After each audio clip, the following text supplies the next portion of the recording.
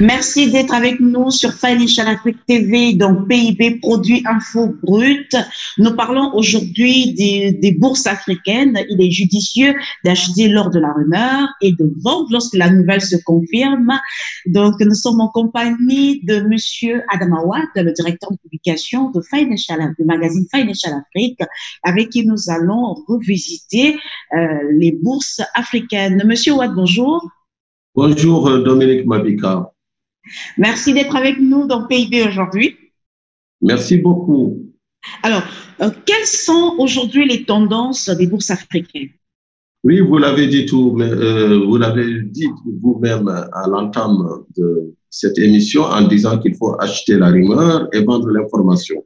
En fait, il faut acheter quand l'information n'est pas précise, quand elle n'est qu'un agrégat de suppositions, quand on est donc au tout début de la tendance, c'est-à-dire à la naissance de quelque chose, et non quand, par exemple, l'information a été avérée, certifiée par un communiqué, validée par toutes les instances. Là, si vous achetez quelque chose, ça peut être du café, du sucre ou une action, ça ne sert absolument à rien puisque vous achetez au plus haut de la vague, c'est-à-dire quand vraiment on a épuisé la progression. Donc, vous achetez au plus haut, ça veut dire que la valeur, à partir du moment où vous l'avez acheté, elle va baisser. Et là, vous allez accumuler les pertes. Donc, il faut acheter au début quand l'information n'est qu'une rumeur. Donc, pour revenir aux bourses africaines, je dirais que oui, on suit les bourses africaines depuis très longtemps. Mais ce qu'on remarque depuis janvier à maintenant, avec l'apparition de la COVID-19, les mesures de confinement qui ont été prises un peu partout, et en même temps les autres mesures d'assouplissement quantitatif prises aux États-Unis et en Europe, avec plus de aujourd'hui 10 000 milliards de dollars en liquidité sous forme de rachat d'actifs. Donc tout cela, ça bouleverse les marchés, et on peut dire qu'il y a deux choses à observer s'agissant de l'Afrique. Premièrement, les bourses africaines, bien qu'éprouvées par le départ des fonds étrangers qui y investissaient, ne réagissent pas vraiment à la tendance mondiale. Donc, il y a une sorte de déconnexion qui n'est pas malheureuse, puisque, par exemple, si vous voyez la BRVM, la Bourse des valeurs mobilières d'Abidjan, qui est la bourse commune aux 8 pays de l'Union économique et monétaire ouest-africaine, cette bourse, elle résiste très bien. Ces deux indices, le BRVM 10 et le BRVM Composite, ne sont pas affectés par la situation que nous vivons ailleurs. Donc, on peut dire que les bourses africaines donc évoluent en marge. C'est aussi ce qu'on pourrait constater ailleurs, par exemple, dans les autres bourses africaines. Mais par contre, une bourse comme la bourse de Casablanca, elle est affectée parce elle avait un degré de connexion beaucoup plus élevé. Donc, un vrai repli qui est d'autant plus fort qu'avec les mesures de confinement, toutes les entreprises ou les secteurs qui présentent le plus d'entreprises cotées, comme par exemple le secteur financier, comme par exemple l'immobilier, etc., tous ces secteurs sont affectés. Donc, il y a une autre bourse, c'est peut-être la plus importante en Afrique. En fait, ce n'est pas peut-être, c'est la plus importante, c'est la Johannesburg Stock Exchange, qui représente 80% des valeurs ou de la capitalisation boursière africaine. Alors, elle est affectée aussi, elle est affectée parce qu'il y a des entreprises minières cotées qui ne travaillent plus, qui ont décidé de mettre leur personnel en chômage et qui affichent donc des baisses historiques. Donc, grosso modo, en Afrique, on a deux tendances. Il y a des bourses qui sont plus ou moins connectées aux places financières internationales qui sont affectées par la pandémie ou les répercussions de la pandémie. Et il y a d'autres bourses qui sont très peu liquides et qui ne sont pas suffisamment connectées aux vagues financières mondiales et qui, pour le moment, sont à l'abri. Voilà donc ce qu'on peut dire sur les bourses des valeurs mobilières africaines. Comme vous l'avez dit tantôt, M. Wade, la bourse de Johannesburg, qui aujourd'hui est affectée par la pandémie à cause de la fermeture de plusieurs sites miniers. Donc, parlons à présent des matières premières. Qu'en est-il aujourd'hui du café, du cacao? Alors, pour le marché des matières premières, les soft commodities déjà, le café, par exemple, et le cacao, il y a aussi diverses sous-tendances qui nous intéressent beaucoup plus en Afrique que la tendance globale. Alors, d'abord, une chose, en Côte d'Ivoire, par exemple, qui est le pays le plus, le premier producteur mondial de cacao, nous observons de la part des paysans beaucoup de pression sur les autorités pour relever le cours le prix fixe du cacao, alors que sur le plan international, la demande s'affaiblit. La demande s'affaiblit, donc on se dirige vraiment vers une chute des cours de cette matière. S'agissant, par exemple, du café au Kenya, il y avait eu interruption parce que vous savez que le Kenya a une bourse de café. Donc, cette bourse avait été fermée temporairement et sous la pression des producteurs, la bourse a été rouverte. Donc, on peut dire que sur le cacao, aussi bien en Côte d'Ivoire que le café au Kenya, les tendances sont plutôt neutres. On est en absence d'informations clés sur le niveau de récolte, d'informations clés sur la demande. Il est très difficile de se hasarder à des prévisions. Alors, c'est les deux matières premières que nous avons mises en exergue durant cette première émission des bourses, de l'hebdo des bourses. Il y a d'autres matières premières peut-être qui sont beaucoup plus dynamiques, beaucoup plus suivies. Il y a par exemple l'or. Au moment où je vous parle, l'once d'or est à 1764 $, après avoir perdu hier 3 $ sur le marché londonien. Donc, l'on assiste à une vraie lutte entre les acheteurs et les vendeurs autour de ce seuil qui n'est pas psychologique, puisque les prévisions les plus pessimistes pensaient que l'or va franchir allègrement les 2000 $, tandis que d'autres, même beaucoup plus euphoriques, l'attendaient à un cours de 3000 $.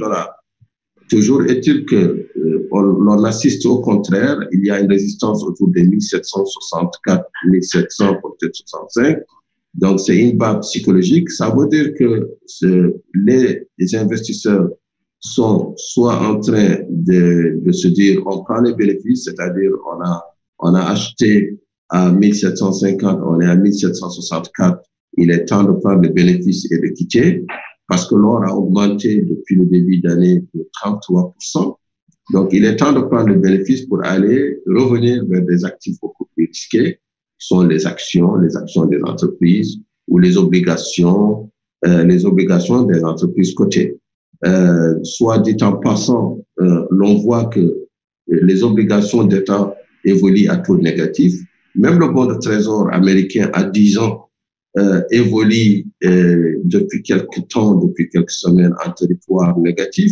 Donc, normalement, l'or devrait monter puisque la théorie financière dit que l'or est une valeur refuge. Ça veut dire que son évolution est inversement proportionnelle à l'évolution des actifs dits sans risque que sont, par exemple, les bons de trésor des grandes puissances comme les États-Unis ou bien un pays comme l'Allemagne.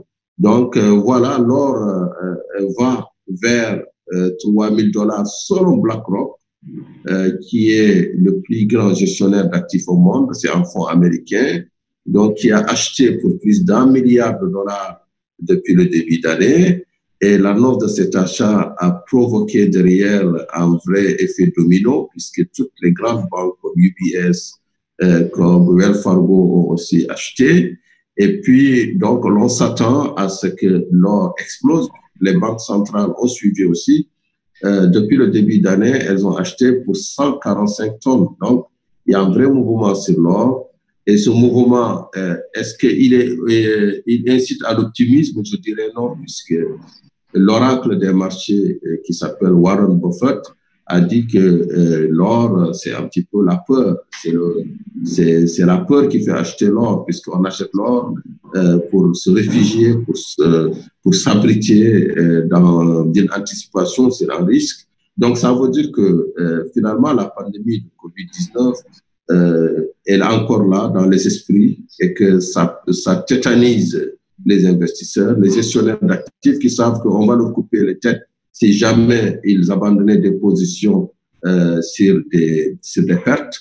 Donc, il y a un mouvement vers l'or. Ce mouvement donc rencontre un effet contraire puisque la psychologie humaine veut que à tout moment on veut faire des bénéfices. Donc, il y a des gens qui disent ah non, moi je vais vendre, j'ai quand même gagné 33%, pourquoi alors continuer et au risque de perdre. Donc, c'est un arbitrage très difficile à faire sur les marchés internationaux.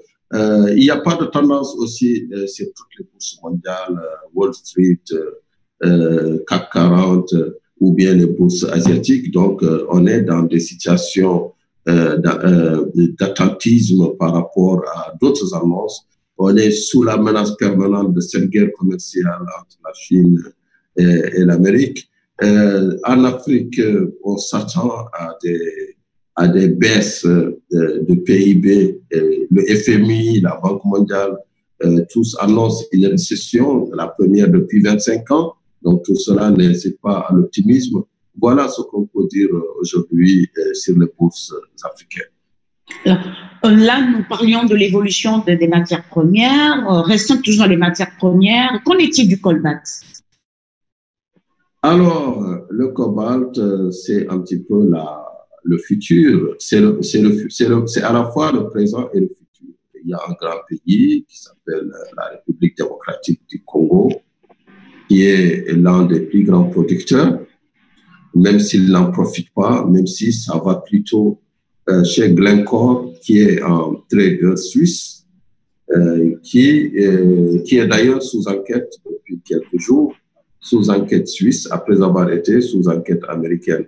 Donc, le cobalt va toujours monter parce que de lui dépend plein de choses pour la fabrication de la future voiture électrique, celle qui ne sera pas la voiture, par exemple, gadget, qu'on doit recharger toutes les 2 heures, mais celle qui devra nous permettre de faire des voyages plus longs. Donc, il y a une bataille géopolitique autour donc, du cobalt qui ne peut donc qu'aller vers des sommets, vers de nouveaux sommets. La question que l'on peut se poser, c'est de dire est-ce que la RDC profitera de son cobalt? Ce n'est pas certain. Je dirais sur ce point que d'autres pays, comme le Maroc par exemple, à partir de la roche de phosphate, arrivent à fabriquer du cobalt chez eux. Pas de manière synthétique, comme vous l'avez dit dans l'une de vos émissions où vous compariez justement une autre matière première, le diamant naturel et le diamant synthétique, mais de manière, je dirais, vraiment très, très anticipationniste. Donc, toujours est-il que le cobalt reste la matière première du XXIe siècle, mais la RDC devrait en profiter. Alors, nous allons aborder le dernier volet de cet hebdomadaire consacré aux bourses africaines. Parlons de l'évolution du marché de la dette. Alors oui, le marché de la dette, c'est un marché éminemment stratégique, puisque vous voyez que depuis le début de l'année, il y a une vraie bataille idéologique autour des annulations de la dette, autour du moratoire, des suspensions. Donc, plusieurs formules ont été avancées ici et là. On voit qu'il y a d'un côté les tenants de l'annulation comme par exemple le Sénégal, la Côte d'Ivoire, le Cameroun, le Congo. Donc, tous ces pays ont opté auprès du G20 et du Club de Paris pour une suspension de dette entre le mois de juin et le mois de décembre. Donc, 6 mois de suspension de la dette. D'autres pays, par exemple, et ils sont très peu nombreux, je dirais même qu'il n'y a qu'un seul pays, en l'occurrence c'est le Bénin, ont opté pour, par exemple, ne pas souscrire au programme du G20, tout en essayant de profiter des opportunités nouvelles offertes par nos marchés, puisque on le dit tous les jours, les marchés sont surliquides, il y a un excédent de liquidité et les taux d'intérêt sont bas, voire négatifs. Donc, pourquoi ne pas, au lieu de demander une annulation, qui plus est, selon Moody's, ne représente un impact positif que 90 milliards de francs CFA pour le Sénégal, 60 milliards de francs CFA pour le Togo. Pourquoi, dans ces conditions, ne pas aller sur le marché, lever suffisamment d'argent à des taux bas, aller les redéployer pour l'investissement productif et en même temps pour l'investissement dans les matières, en fait, dans les politiques de relance et dans les politiques de riposte anti-Covid. Donc, c'est une question qui n'est pas idéologique puisque, comme vous l'avez vu sur Financial Afrique, nous le disions en début de semaine dernière, Moody's a mis les notes de la Côte d'Ivoire et du Sénégal, soit les deux pays et les deux premières économies de la zone IOMOA. Donc, leurs notes ont été mises en surveillance. Donc, c'était des notes investment grade. Donc, une fois qu'elles sont mises en surveillance, c'est un signal quand même qui est envoyé sur le marché, même si, bien sûr, il n'y a pas encore de dégradation, puisque Moody's attend des informations supplémentaires, attend des clarifications des États par rapport à leurs engagements envers les créanciers privés, lesquels créanciers privés refusent de souscrire au programme de la Banque mondiale. Donc, on attend, on peut dire qu'ici, sur la question de la dette, c'est peut-être pour le moment le Bénin qui a gagné, puisque Standard & Poor's a reconduit la note B+ du Bénin. Deux, le Bénin a eu un satisfecit de la même Banque mondiale qui pourtant était l'une des initiatrices de ce programme du G20. Et en même temps, le Bénin donc, a une cote de confiance qui va lui permettre de lever de l'argent à des conditions meilleures que d'autres pays qui seront pour le moment sous, pas carton rouge, mais carton jaune, c'est-à-dire qui vont requérir plus d'attention, plus de précaution de la part des opérateurs des marchés. Sur cette question de la dette toujours, puisque c'est là, c'est ce compartiment qui marche depuis le début de l'année, c'est là où on a vu le plus de milliards de dollars. Par exemple, la Fed, la Réserve fédérale américaine, mettre plus de 7 000 milliards de dollars. Donc, c'est là où il y a le plus de mouvements. Par exemple, sur notre zone IOMOA, on a vu par exemple, les social bonds Covid souscrire pour un encours de plus de 1100 milliards de dollars en moins de 3 mois, c'est jamais vu. C'est une révolution silencieuse, on ne le voit pas assez. Et beaucoup de banques ont souscrit, les banques privées. Et bien sûr, il y a toujours les questions que l'on se pose. Est-ce que ces souscriptions massives de la part des banques privées ne se font pas au détriment du financement des PME, du financement du secteur privé? Donc, c'est une question qui est posée, mais on peut quand même le dire, les mesures prises par la BCEAO ont permis aux États de se refinancer largement et c'est peut-être une voie à suivre. Je peux profiter avec votre permission, Dominique, pour parler d'un sujet qui est important, puisqu'on parle de l'IOMOA, on parle des dettes, c'est-à-dire de l'éco, la nouvelle monnaie économique. Vous avez vu la sortie du président du Nigeria, Muhammadu Buhari, qui s'étonne que la zone, ou bien en reprenant ses mots, que les pays francophones aient opté pour un écho francophone qui serait, à ses yeux, différent de l'écho décidé par la CEDEAO. Je le dis que c'est important parce que je parlais de la dette et je suis venu naturellement à l'écho. Parce que si en zone IOMOA, on arrive à lever autant d'argent en si peu de temps, c'est que nous sommes dans un marché hyper organisé, avec des règles claires, avec une supervision de classe vraiment mondiale. Parce que la BCEAO, quelles que soient les critiques qu'on peut émettre envers elle, est en Afrique la banque centrale la plus réglementée.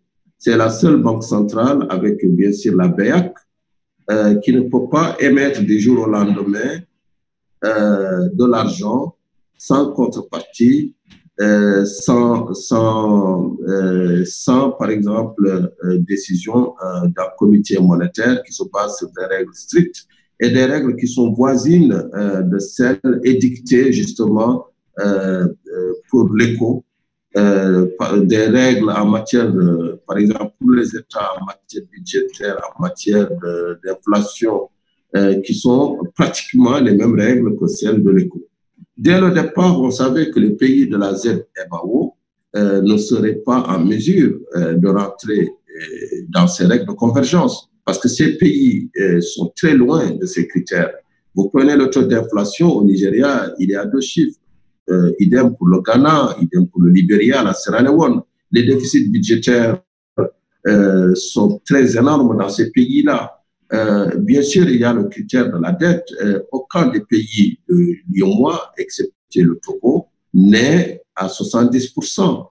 D'ailleurs, on dit que le Togo est le seul pays à remplir les critères de convergence. C'est du cinéma. Tous les pays de l'IOMOA remplissent à peu près les critères de convergence. Et le Togo aura une dette de 71% du PIB en 2020. Mais tous les pays peuvent aujourd'hui plus ou moins adhérer, adopter l'éco. Maintenant, est-ce qu'il y a une différence entre l'éco franc ou francophone et l'éco CEDEAO? Non. La seule différence peut-être, et elle tient à la précipitation de la signature, elle tient au fait que les pays de l'IOMOA aient mis en même temps fin à leur accord avec la France, sous forme, lors de la rencontre entre le président Ouattara et le président Macron. Ça prêtait à confusion, mais là, il fallait mettre quand même fin à un accord entre deux partenaires qu'il avait signé et qui l'ont entériné donc en décembre. Et maintenant, après la fin de cet accord, il y avait un échéancier qui a été décidé par la CEDEAO pour une entrée de l'éco en juillet. Donc, les pays de l'IOMOA ont suivi, ont appliqué sur la base de leurs critères de convergence et des critères de convergence communément définis avec la CEDEAO. Mais dès le mois de février, le président Buhari le disait qu'il fallait repousser l'échéance parce qu'il n'était pas en mesure de remplir les conditions fixées. Donc aujourd'hui, on voit un déplacement du débat des critères de convergence remplis ou non vers un écho francophone qui serait en opposition avec l'écho de la CEDEAO. Je pense que c'est là où le président nigérien a réussi son coup médiatique en masquant les faiblesses de son pays en matière d'équilibre macroéconomique. Ce n'est pas un scoop. Le Nigeria a toujours